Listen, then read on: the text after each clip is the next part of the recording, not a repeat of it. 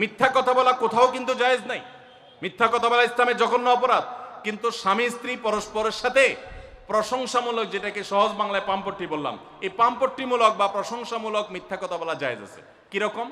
আবার এটা যাই এখন থেকে বাজার থেকে 500 টাকার কাপড় নিয়ে যায় বলেন 2000 টাকা দিয়ে কিনছি, এটা কিন্তু জায়েজ নাই।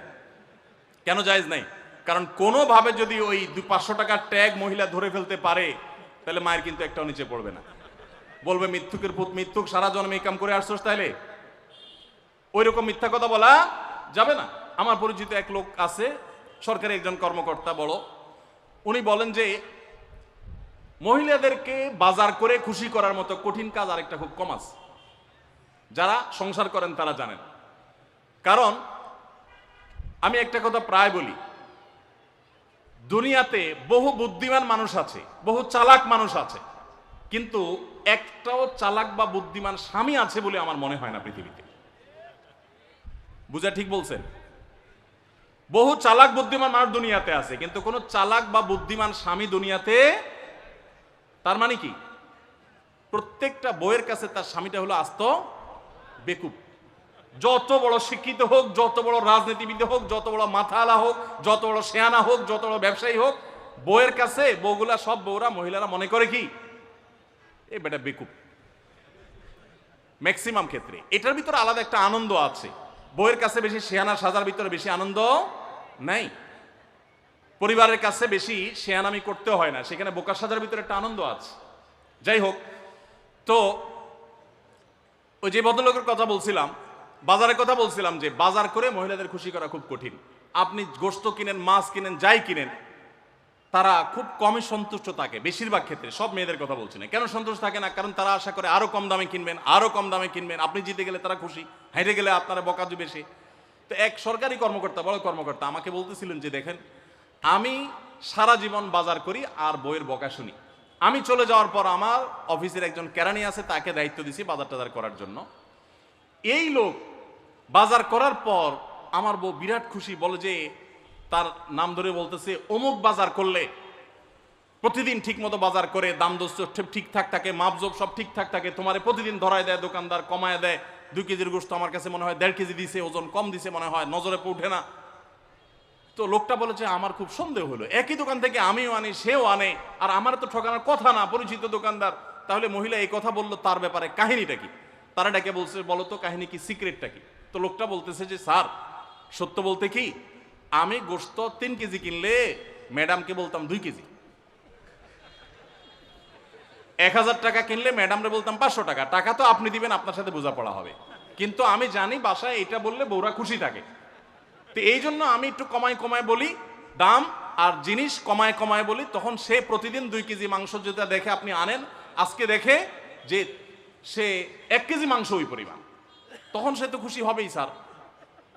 তখন ওই লোকটা বলতেছে দেখেন, সে এইটা করে আমার গোটা সংসারে আগুন ধরায় দিস। তো এইভাবে মিথ্যা কথা বলা কিন্তু জায়েজ নাই। কোন মিথ্যা কথা বলা জায়েজ আছে? ধরেন আপনি আপনার বউরে বললেন, দেখো তুমি চাঁদের চাইতেও সুন্দর। কিসের চাইতে সুন্দর? ভাই চাঁদের চাইতে উজ্জ্বল মানুষ হয় সম্ভব? ডাহা মিথ্যা কথা না? কিন্তু এই মিথ্যা কথা বলা কি আছে? জায়েজ আছে। সৌদি আরবের একজন আলেম, ডক্টর আয়েজ আল কারনি, মুসলিম বিশ্বের সবচেয়ে জনপ্রিয় আলেমদের মধ্যে একজন। ওনার একটা বক্তব্য আমি শুনেছি, অত্যন্ত চমৎকার কথা বলেন এবং দারুণ দারুণ টিপস দিয়ে থাকেন। উনি বলেন যে একটা ইউনিভার্সিটি প্রোগ্রামে স্টুডেন্টদের সামনে উনি বলছিলেন যে আমি একবার একটা আইডিয়া দিয়েছি দাম্পত্য জীবনের সুখ শান্তির জন্য। বলেন যে এটা ইমপ্লিমেন্ট করে অনেকেই সুফল পেয়েছেন, আমাকে ব্যক্তিগতভাবে জানিয়েছেন। টিপসটা কি? টিপসটা হলো, উনি বললেন যে বাসায় ঢুকে মাঝে মধ্যে, সবসময় করলে আবার মাইর খাবেন, যখন দেখবেন বউয়ের মুড টুট ভালো আছে, বাসায় ঢুকে আস্তে করে লাইটের সুইচটা অফ করে দিবেন। তখন বলবে কি ব্যাপার, লাইটের সুইচ বন্ধ করলা কেন? তখন বলবেন যে দেখো, বাসায় আসলে তোমার চেহারার উজ্জ্বলতা থাকলে আর এই লাইটের দরকার হয় না। মহিলা ধরে ফেলবে যে আপনি পাম্পটি দিচ্ছেন, বাতাস দিচ্ছেন, কিন্তু পাম্প যাকে দেন সে যতই বুঝুক না কেন, কিছু না কিছু কাজ হয়, কিছু না কিছু। একেবারে শতভাগ যদি বুঝে কাউকে প্রশংসা করছেন, সে বুঝে, তারপরে সে একটু খুশি হয়, ভালো লাগে। তো উনি বললেন যে শরবত বানায় আনছে বউয়ে, তখন বলবেন যে দেখো চিনি দিও না, চিনি দিও না। তারপর বউরে বলবেন যে আঙ্গুলটা একটু চুবাই দাও। কেন? কারণ তুমি আঙ্গুলটা চুবাই দিলে ওটা চিনি চাইতে বেশি মিষ্টি লাগে। এই যে কথাগুলো, এই কথাগুলো আসলে সত্য কথা না তো। এই টাইপের কথা স্বামী স্ত্রীর মধ্যে মিথ্যা হলেও সেটা কি আছে? জায়েজ আছে। ভাইরা আমার, এই জন্য দাম্পত্য জীবনে সুখ শান্তির জন্য একে অন্যকে ভালোবাসা, প্রশংসা করতে জানা, বিশেষ করে স্বীকৃতি দিতে জানা, ভালো গুণগুলোর কথা বলা, এটা হারিয়ে গেছে। অনেকে মনে করে যে না, ভালো গুণ বললে মাথায় উঠবে। এটা ভুল। মাথায় উঠবে সেটা ব্যালেন্স করার জন্য আপনাকে অন্য কাজ করতে হবে, কিন্তু তাহলে প্রশংসা করতে কার্পণ্য করা যাবে না, স্বীকৃতি দিতে হবে। 5 নম্বর হলো দাম্পত্য জীবনের সুখ শান্তির জন্য একে অন্যের যে কনসার্নের জায়গাগুলো আছে, ইস্যুগুলো আছে, এগুলোকে মাথায় রেখে চলতে হয়। যেমন আপনি স্বামী হিসাবে বউয়ের বাপের বাড়ির মানুষদের বদনামি থাকলেও করবেন না। তারা কৃপণ, তারা অনেক সমস্যা আছে, এগুলো থাকলেও বউয়ের কাছে করবেন না। কারণ কোনো মেয়ের কাছেই নিজের বাপ মা, নিজের ভাই বোনের কোনো দোষ শুনতে ভালো লাগে। আপনি তার কাছে বললে সমাধান হবে না তো, বরং অশান্তি বাড়বে। তাহলে কি লাভ? আপনি এগুলো ভেতরে ভিতরে রাখেন, সবকিছু বলতে যান না। এবং তাদের পারলে আরো প্রশংসা করেন যে আমার শাশুড়ির রান্নাটা খুব ভালো, মাশাআল্লাহ, আমার শ্যালকের এই গুণটা খুবই ভালো, আমার শ্যালিকার ওই গুণটা ভালো। যত বেশি তার বাপের বাড়ি তারিফ করবেন, দেখবেন যে আপনার ঘর পুরাই শান্তি। ঠিক একইভাবে মা বোনরা যারা আছেন, তারা স্বামীদের দুর্বল পয়েন্টগুলোকে মাথায় রাখবেন। যে কথা বললে স্বামী স্ত্রী উভয় জানেন যে যেটা বললে তার মনে কষ্ট হয়, সেটা তাকে বলবেন না। অনেক মহিলা আছে বাহিরের রান্নার তারিফ শুনলে তার মাথা নষ্ট হয়ে যায়, আছে না নেই? যে ঘরে এসে বাহিরের রান্নার তারিফ শুনতে চাই না। তাহলে বাহিরের রান্না ভালো হইলেও ওইগুলোকে ভালো বলবেন না, চুপচাপ থাকবেন, মিথ্যা বলার দরকার নেই। তাহলে এই বিষয়গুলো মাথায় রেখে চলা, যে কি বললে তার কষ্ট হয়, ইনশাআল্লাহ এতে দাম্পত্য জীবনে সুখ শান্তি হবে। এর পাশাপাশি 6 নম্বর হলো সময় দেওয়া। আজকাল দাম্পত্য জীবনের সবচেয়ে বড় সমস্যা হলো, তরুণ বন্ধুরা ভালো করে শুনে রাখেন, বিয়ে যারা করবেন ভবিষ্যতে আরো ভালো করে শুনে রাখেন, এই মোবাইল ফোন আমাদের দাম্পত্য জীবনকে ধ্বংস করার অন্যতম কারণ। অতএব আল্লাহর ওয়াস্তে মোবাইলগুলোকে নিয়ন্ত্রণ করেন, মোবাইলগুলোকে নিয়ন্ত্রণ করেন। বাসায় ঢোকার আগে মোবাইলের গলা চেপে বন্ধ করেন, এরোপ্লেন মুড করেন। ফ্যামিলিকে একান্তে কিছু সময় দেন। সারাক্ষণ খাচ্ছেন মোবাইল টিপতে টিপতে, ওই যে কৌতুক আছে না, যে মোবাইল টিপতে টিপতে খাচ্ছে, খায়া ডাইল মনে করে পানি ঢেলে নিছে পাতে। খাওয়ার সময় এবার চিন্তা করতে বলতেছে যে কি দিয়ে রান্না করছো, লবণ দাও না ডাইলে, আসলে ঢেলে নিছে কি পানি। তো মোবাইল টিপতে টিপতে যদি মানুষ সংসারে স্বামী স্ত্রী একে অন্যের সাথে সময় কাটায়, তাহলে দাম্পত্য জীবনে অশান্তি নিশ্চিত। যত অশান্তি এবং যত ঝগড়া, যত ভুল বোঝাবুঝি আমাদের ফ্যামিলিগুলোতে হয়, এর অন্যতম প্রধান কারণ হলো এই মোবাইল এডিকশন, মোবাইল আসক্তি। স্বামী বলেন স্ত্রী বলেন উভয় একান্তে স্বামী স্ত্রী বাসা বাড়িতে তো অবস্থান যতদিন করবেন, ব্যবসা বাণিজ্য, কাজ কাম, আল্লাহর হস্তে, এগুলো সব জমা রেখে তারপর স্বামী স্ত্রী একে অন্যকে সময় দিবেন, ইনশাআল্লাহ দাম্পত্য জীবনের সুখ শান্তি আসবে। অন্যের সুখের মিথ্যা গল্প শুনতে যাবেন না। অর্থাৎ আপনার কাছে কেউ যদি বলে দোস্ত বলিস না, তোর ভাবি, তার রান্না, তার আচরণ, এই যে গল্পগুলো দিবে না, এগুলো শুনবেন না। সাথে সাথে বলবেন যে বেটা হয় চাপাবাজি করতেছে, আর না হলে শয়তান এগুলো আমাকে শোনাচ্ছে, আমাকে অশান্তি সৃষ্টি করবার জন্য।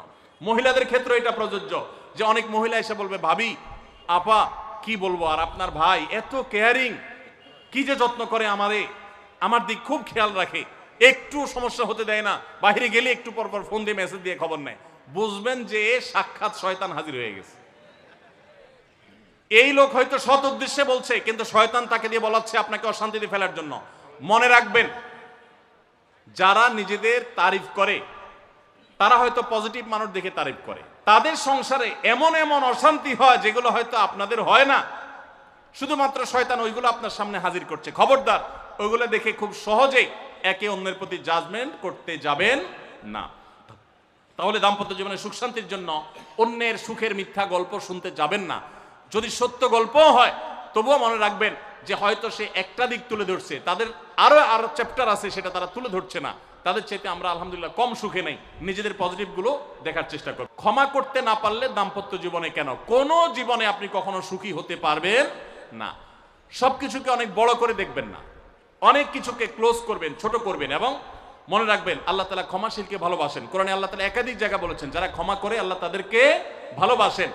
আপনি যদি বলেন যে কতবার ক্ষমা করব, যতবার আপনি আল্লাহর কাছে ক্ষমা আশা করেন, আপনি আপনার স্ত্রীকে, আপনি আপনার স্বামীকে, আপনার জীবন সঙ্গীকে, যে কোনো মানুষকে ততবার ক্ষমা করবেন। আপনি জীবনে একই পাপ কতবার করেন আল্লাহ মাফ করবেন আশা করেন না? তাহলে আপনার আল্লাহর বান্দাকে কেন আপনি ক্ষমা করবেন না? বিধায় ক্ষমা করা এটা শিখতে হবে। কখনো কোনো ভুল হয়েছে বুঝতে পারলে পণ্ডিতি না করে সাথে সাথে ভুল স্বীকার করা জানতে হবে, যে হ্যাঁ এটা আমি ভুল করেছি। হ্যাঁ, এটা স্বীকার করলে সে একটু মাথায় উঠে যাবে, সে একটু লাই পেয়ে যাবে, পাক। কিন্তু এটা একটা ভালো গুণ, পরবর্তীতে এটাকে ব্যালেন্স করতে পারবেন অন্যভাবে। ভুল স্বীকার করবেন।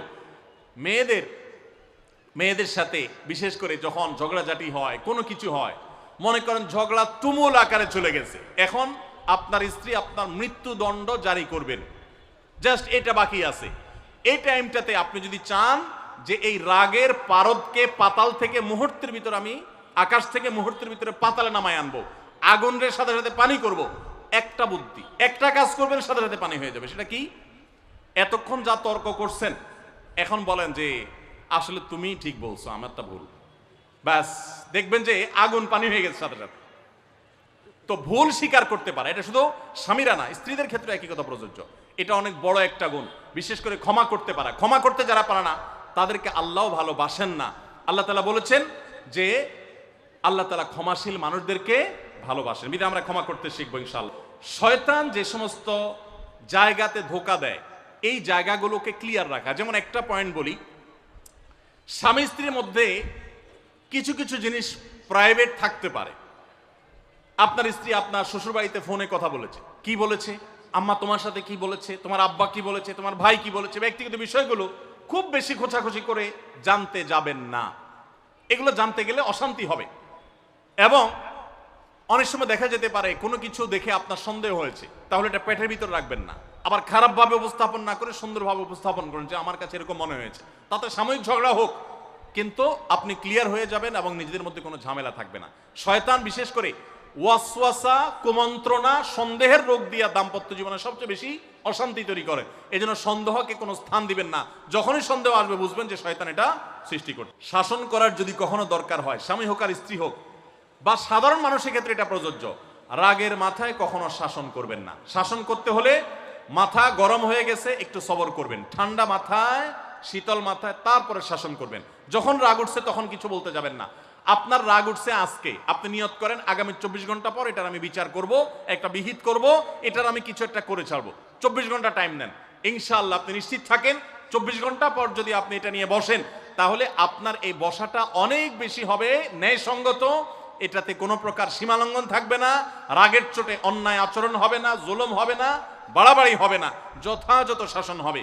যে কোনো মানুষের ক্ষেত্রে এটা প্রযোজ্য। আপনার একটা ছেলে এমন কোন অন্যায় কাজ করছে, আপনি এখন তাকে মাথা হট হয়ে গেছে, এখন শাসন করতে গেলে জুলুম হয়ে যেতে পারে, একটু সবর করেন, সময় নেন, দেখবেন রাগটা প্রশমিত হয়ে লেভেলে চলে আসছে। এরপর যদি শাসন করেন দেখবেন জুলুম হবে না। তো স্বামী স্ত্রী উভয়ের ক্ষেত্রে একই কথা প্রযোজ্য। ঝগড়া যখন করতে মন চায়, মেজাজ যখন গরম হয়, তখন না করে একটু পরে করেন। আমি সৌদি আরবে প্রবাসে যখন ছিলাম, আমি দেখেছি অনেক বাংলাদেশি ভাইয়েরা, তখন নেটের এত বেশি প্রচলন ছিল না, তারা মোবাইলে একটার পর একটা কার্ড রিচার্জ করতো 50 রিয়াল 100 রিয়াল দিয়া। কেন? শুধুমাত্র বউয়ের সাথে ঝগড়া করার জন্য। কিসের জন্য? কারণ কথা বলতেছে, মনে করেন কোন একটা বিষয় নিয়ে তুমুল বিশ্বযুদ্ধ বেঁধে গেছে দুজনের, এখন এই পাশ থেকে ওই পাশ থেকে কথা চালাচালি, ঝগড়াঝাটি চলতেছে, চিল্লানি চেঁচামেচি, হঠাৎ করে লাইন কেটে গেছে, ব্যালেন্স শেষ, দৌড় দিয়ে চলে গেছে দোকানে, এই তাড়াতাড়ি একটা কার্ড দেন ভাই, তাড়াতাড়ি রিচার্জ করতেছে। কেন? তাকে এখন কি করতে হবে? অসমাপ্ত ঝগড়ার সেকেন্ড ইনিংস শেষ করতে হবে। আবার কার্ড শেষ হয়ে যাচ্ছে, ইনিংস ঘোষণা হয়ে গেছে, আবার যায় সে কার্ড রিচার্জ করে থার্ড ইনিংসে ঝগড়া করছে। কত বড় বেকুব চিন্তা করে, কত বড় নির্বুদ্ধিতা।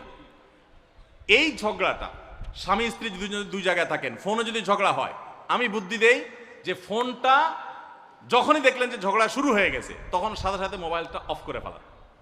অফ করে 3 দিন মাত্র রাখেন, অন্য একটা নাম্বার বাটন ফোন দিয়ে আপাতত অফিসের কাজ কাম ছাড়েন, আর বইয়ের সাথে যোগাযোগের নাম্বারটা 3 দিনের জন্য বন্ধ রাখেন।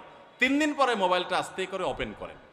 এবার নিয়তি করেন যে ঝগড়া এটাই হবে, বরে বলবেন দেখো তোমার সাথে ঝগড়া এখানে এই পর্যন্ত থামতেছে, আমরা এখান থেকে আবার শুরু করবো ইনশাল্লাহ 3 দিন পর।